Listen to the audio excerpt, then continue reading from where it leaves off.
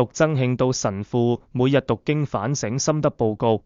2025年11月11日，信望愛的終向，在今生預備永生之福。今日讀經與福音的啟示，如同一束溫暖的光，照亮了信仰旅程中生與死、施與受的核心命題。智慧書的經文常出現在殯葬或追思彌撒中，其本意是安慰喪親者，讓他們在傷痛中看見永生的希望。但這份啟示從不僅限於彌撒中的特定時刻，它是對每一個在世信徒的提醒。死亡從非生命的終結，而是邁向天主所預備之永生的門檻。我們當在今日便深思自己的終向，以信仰的根基鋪就通往天國的道路。智慧書以質樸卻深摯的語言，描繪了愛天主者的永生命運。天主的人是不死不滅的，他們的靈魂在天主手裏，任何痛苦不能傷害他們。這並非簡單的心理慰藉，而是信仰的核心，宣告我們的存在超越肉體的有限，靈魂因與天主的連結而獲得永的安寧。經文中閃爍發光與上主住在愛中的應許，雖是人類語言難以窮盡的表達，卻已然指向那眼所未見、耳所未聞、人心所未能想象的天國福樂。這讓我深刻體悟到，信仰不是逃避死亡的詞，而是以永生的視覺活好今生。既然靈魂最終要歸於天主的保護，今生的種種磨難、掙扎，便都成為鍛鍊信德的試煉。我們當在每日的言行中積累愛德，使靈魂時刻預備住迎接那無限的美好。而福音中耶穌的教訓，則為如何活好今生提供了明確的方向。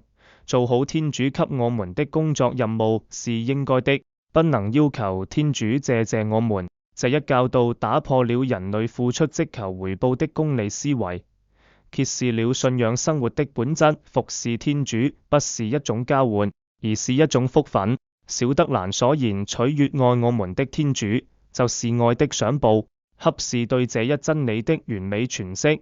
當我們以純潔的動機回應天主的召叫，不論是日常的克己、對他人的憐憫，還是在平凡崗位上的盡責，本身就是一種幸福。這種幸福不依賴外在的獎賞，而源於與天主的愛的契合。更為奧妙的是福音中軌的真理，越是不求回報地愛天主、服侍天主，越能領受天主無償的賞報。這賞報不是世間的財富或榮耀，而是天主本身，是那無限美善、永幸福的臨在。這讓我明白，信仰的終極目標從非得到什麼，而是成為什麼，成為與天主同在、在愛中安息的人。我們今日所做的一切，皆是在預備自己的心靈，使他能容納天主的臨在。我們對死亡的不懼，源於對天主愛的信賴，因為我們知道，忠於上主的人，必與上主住在愛中，直到永遠。反思自身，常會在忙碌的生活中忘卻信仰的終向，偶爾也會因付出未見回報而心生動搖。